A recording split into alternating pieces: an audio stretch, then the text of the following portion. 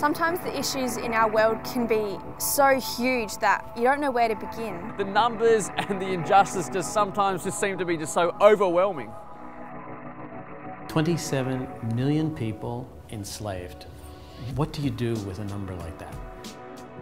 When you think that God has made every single one of us in His image, those made for His glory, to worship Him are abused and enslaved just for profit. Human beings reduced to commodities, valued by a dollar figure rather than their inherent value as children of God. The chocolate that I was eating and the coffee that I was drinking, that could have been made by a slave, or it somehow could have been produced through slavery. That's an awful thought. How can anyone stand by while this kind of injustice, this exploitation exists under the surface of our society? People that are loved by God, made in His image, made for His glory, abused because they can make a profit for someone else. Exploitation is not just about bad people taking advantage of good people. It's an industry, and we're all a part of it, whether we realise it or not. You see, it's in the everyday stuff. It's our clothes, our chocolate, our coffee.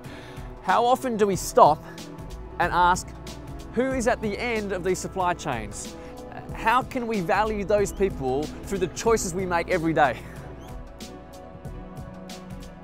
The problem is so huge and it's everywhere. And I'm just one person.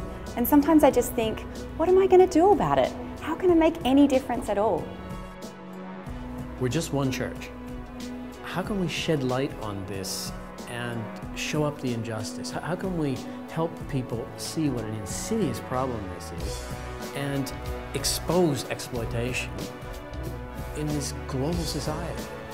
We can learn from people like William Wilberforce, a Christian abolitionist 200 years ago, whose faith compelled them to take action against the injustice that they saw in their society. They knew that people loved by God were exploited. They were being treated as products, as commodities. They even stopped using sugar in their tea because it was produced using slave labour. I mean, what if we could take a stand like that today? What if I said, unless you can tell me no exploited labour was used in the production of this product, I'm not going to buy it?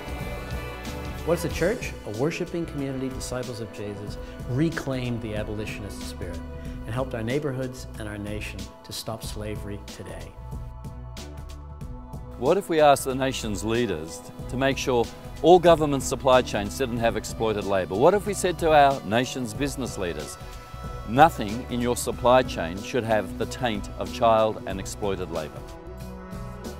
As a disciple of Jesus, I have this joy of living closer in step with God's plan for this world.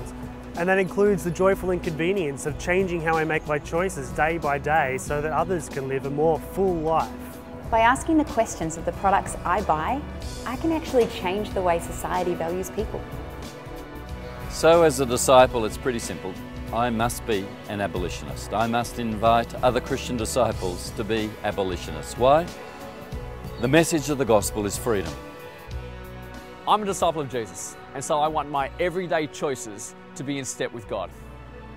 I'm a disciple, so I'm an abolitionist. I'm a disciple, so I'm an abolitionist. I'm a disciple, so I must be an abolitionist.